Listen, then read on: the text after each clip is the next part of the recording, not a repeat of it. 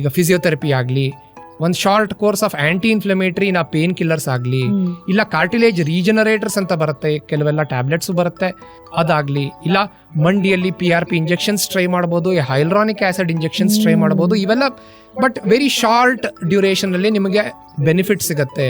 ಈಗ PRP injection ಆಗಲಿ, hyaluronic acid injection ಆಗಲಿ, ಬೇರೆ ಭಾಗದಲ್ಲಿ ಕೊಡೋದಕ್ಕೂ ಮಂಡಿಯಲ್ಲಿ ಕೊಡೋದಕ್ಕೂ ತುಂಬಾ ವ್ಯತ್ಯಾಸ ಇದೆ.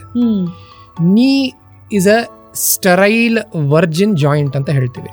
ಸ್ಟರೈಲ್ ಕಂಟೈನರ್ ತರ ಅದು ಪದೇ ಪದೇ ಮಂಡಿಗೆ ಇಂಜೆಕ್ಟ್ ಮಾಡಿದ್ರೆ there is a chance that you are inoculating organisms into the knee. ಆ ಮಂಡಿನ ವೈಲೇಟ್ ಮಾಡ್ತಾ ಇದ್ದೀವಿ ಅಂತ ಒಂದು ಸ್ಕೂಲ್ ಆಫ್ ಥಾಟ್ ಇದೆ. ಅಂದ್ರೆ ಒಂದು ಸ್ಟರೈಲ್ ಏರಿಯಾನ we are making it susceptible for later infection. ಯಾವಾಗಾರ ನೀ ರಿಪ್ಲೇಸ್ಮೆಂಟ್ ಆದ್ರೆ ಅದೇ ಫ್ಲೇರ್ ಅಪ್ ಆಗಿ ಇನ್ಫೆಕ್ಷನ್ ಆಗಬಾರ್ದು. ಗುಡ್ ಆಪ್ಷನ್ PRP ಆಗಲಿ, hyaluronic acid. In fact Australian prescriber ಅಂತ ಒಂದು recent this 2026 they have suggested that hyaluronic acid is not of much great help in patients with osteoarthritis ಅಂತ. So hyaluronic acid ಏನು ಅಷ್ಟು ಉಪಯೋಗ ಇಲ್ಲ ಅಂತ ಒಂದು ಈ ಸರಿ ಕೊಟ್ಟಿದ್ದಾರೆ.